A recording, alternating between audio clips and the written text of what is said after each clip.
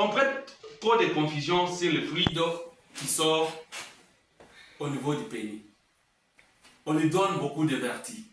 De quoi s'agit-il? Bonjour. Moi, c'est Dr Léonard Nalamouloumé. Je suis médecin directeur de la plateforme Allo Docteur RDC. Allo Docteur RDC, c'est une plateforme de consultation en ligne, de consultation à domicile et aussi d'encadrement des étudiants en sciences médicales. Sur cette chaîne, nous parlons plus de la santé sexuelle car nous voulons briser les tabous qui sont autour du sexe. Si c'est votre première fois de nous suivre, veuillez vous abonner sur notre chaîne, activer la cloche de notification pour que vous soyez informés à chaque fois que nous avons une nouvelle vidéo. Aujourd'hui, nous allons parler d'un sujet très important, tout savoir sur les spermes. Quel est le rôle du sperme? Quelle est sa composition?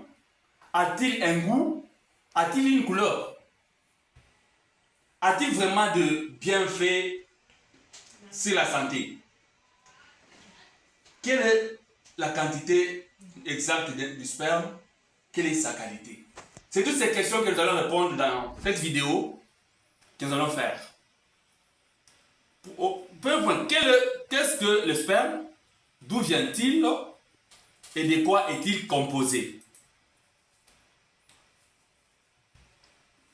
Le sperme est un liquide biologique qui est libéré par le pénis lors d'un rapport sexuel ou lors d'une excitation ou d'une masturbation. Ce sperme contient les spermatozoïdes. Les spermatozoïdes qui sont les cellules mâles qui sont produites au niveau de testicules, dans les tubules séminales, au niveau des testicules, qui vont aller, lors de l'éjaculation, aller féconder l'ovule. Qu'est-ce qu'on trouve à l'intérieur de sperme? À l'intérieur du sperme, on a dit qu'il y a les spermatozoïdes. Les spermatozoïdes qui sont à l'intérieur du sperme sont qu'à 1%. En 1% sur la totalité du sperme, les spermatozoïdes occupent 1%. Dans les spermes, nous trouvons le liquide préséminal qui sont sécrétés par le glande bulbo-urétral. Les liquides préséminal, c'est donc les liquides que, avant la pénétration, quand l'homme est trop excité, le premier liquide qui sort ça facilite aussi la pénétration, c'est les liquides préséminal qui sont sécrétés au niveau des glandes bulbo-urétrales. Nous avons les liquides prostatiques qui sont sécrétés au niveau de la prostate. Nous avons les liquides séminales qui sont sécrétés au niveau de la glande séminale. Donc le sperme est un mélange de tout ça. De tous ces liquides ici, c'est ces liquides ici qui composent les spermes. Comme nous avons dit, avec tous ces liquides ici et les spermatozoïdes, c'est ça ce qui est les spermes. Mais les spermatozoïdes à l'intérieur des spermes ont 1% sur la quantité de sperme éjaculé. Du point de vue médical, les spermes ne contiennent pas d'urine, et d'autres sécrétions néfastes. Mais les spermes peuvent contenir des microbes, des virus qui peuvent infecter votre partenaire si vous n'êtes pas protégé. Les spermes a-t-il une odeur?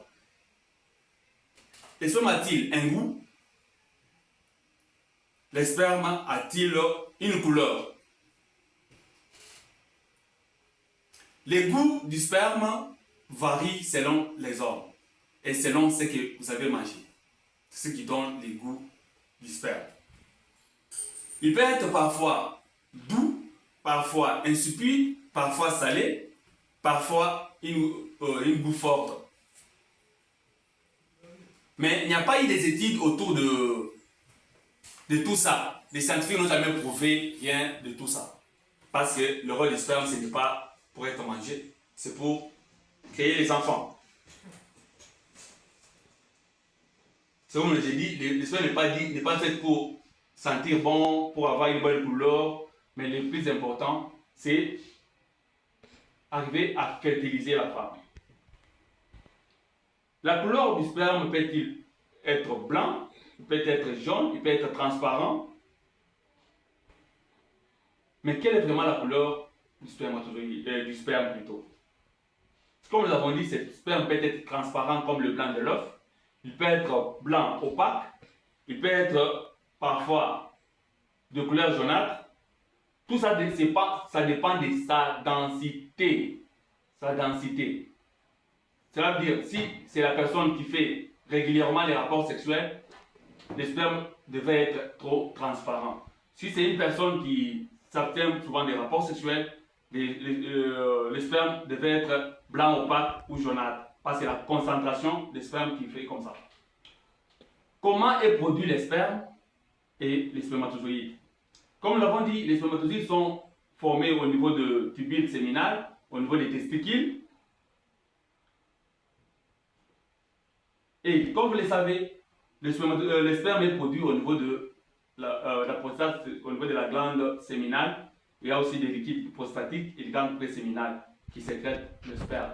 Les spermatozoïdes sont produits au niveau de tubules séminifères, au niveau de testicules. Mais si vous avez pour produire les spermatozoïdes, atteindre donc la spermogénèse commence dès l'adolescence jusqu'à la vieillesse. La spermogénèse dure environ 64 jours. Alors que la production de sperme se fait à chaque 2 jours ou à chaque 15 jours. On a des productions de sperme.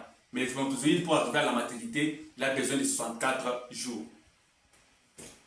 Après avoir produit les spermatozoïdes au niveau de tubule séminal, ils atteignent la maturation, ils sont libérés au niveau de tubes séminifères, ils vont aller au niveau de l'épididyme, ils vont entrer dans leur maturation à ce niveau-là, ils vont atteindre les canaux déférents, canal éjaculateur, pour arriver jusqu'à l'urètre et sortir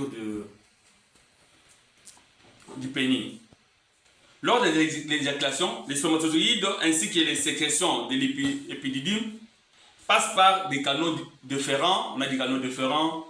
Ils se mélangent au niveau des vésicules séminales et au liquide prostatique pour arriver à former ce qu'on appelle les spermes. Combien de temps les spermatozoïdes sont-ils fertiles, restent-ils fertiles dans le corps de la femme? Dans le vagin, les spermatozoïdes ont une durée de vie de 2 à 5 jours. Donc, ils restent fertiles pendant 2 à 5 jours. Et si on congèle les spermatozoïdes, pour ceux qui font les dons de sperme, les spermatozoïdes peuvent rester fertiles pendant 10 ans. Quel est le bienfait du sperme? Dans l'Antiquité égyptienne, on nous raconte dans l'histoire que Cléopâtre avait l'habitude de boire les spermes. C'est pourquoi on l'appelait séminophage. Séminophage, parce qu'il croyait que les spermes rendaient la longévité. C'est pourquoi il était obligé de boire les spermes. Dans la mythologie romaine aussi, il y a aussi une impératrice qui était là, qui lui s'enduisait de sperme sur la peau. Donc on était obligé au jeune garçon de s'émanciper sur son corps et lui aussi se frotter parce qu'on pensait que les spermes prolongeaient la vie de la personne. Mais il faut savoir que dans le bienfait le sperme agit comme un antidépresseur en libérant la sérotonine et la mélatonine. Le sperme, quelle que soit la voie par laquelle le sperme arrive dans le corps de la personne, il active ces substances sérotonine et mélatonine qui jouent un rôle sur l'état anxieux et rend la personne joyeuse. C'est vrai, vous allez voir qu'après chaque rapport sexuel, la femme est toujours joyeuse parce qu'elle a réussi ses hormones. Le sperme, comme nous l'avons aussi, il renferme aussi des protéines, il renferme des vitamines, il renferme aussi des magnésiums. Il a aussi un rôle très important sur le cheveu.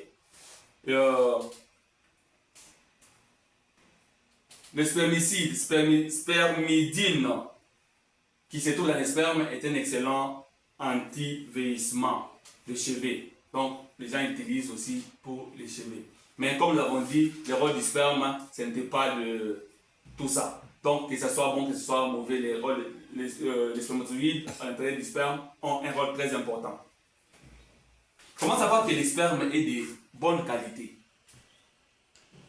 Le spermogramme est un examen très de base pour confirmer la fertilité ou l'infertilité masculine. Cet examen, on le fait, on analyse le sperme, d'abord la quantité, la qualité du sperme. On analyse aussi le spermatozoïde, on analyse les nombres, la mobilité, la morbidité, la quantité et la qualité des spermatozoïdes à l'intérieur des spermes. Cet examen s'est fait avec une abstinence de 2 à 3 jours. Et puis on fait le prélèvement et on fait cet examen pour étudier la fertilisation de l'homme. Je pense que là, il y a fait d'autres vidéos sur les causes de l'infertilité chez l'homme. Comment améliorer la quantité et la qualité de votre sperme? Il faut garder vos testicules au frais. Comme vous le savez, les testicules ont une température inférieure à celle du corps. Donc, c'est à partir de 33 degrés. Alors que le corps humain a une température de 36 à 37. C'est pourquoi vous allez remarquer que quand il fait froid, les testicules vont chercher à s'attacher au corps humain pour avoir de la chaleur. Et quand il fait chaud, ils s'éloignent du corps humain pour s'éloigner de la chaleur. Parce que si la chaleur dépasse au niveau des testicules, on détruit la fabrication de bons spermatozoïdes. Soignez aussi pour avoir la bonne qualité de sperme, soignez votre hygiène alimentaire. Donc, évitez l'alcool, évitez les tabacs, évitez les drogues, évitez aussi les surpoids. Évitez aussi les surpoids parce que ça va empêcher la bonne production de sperme.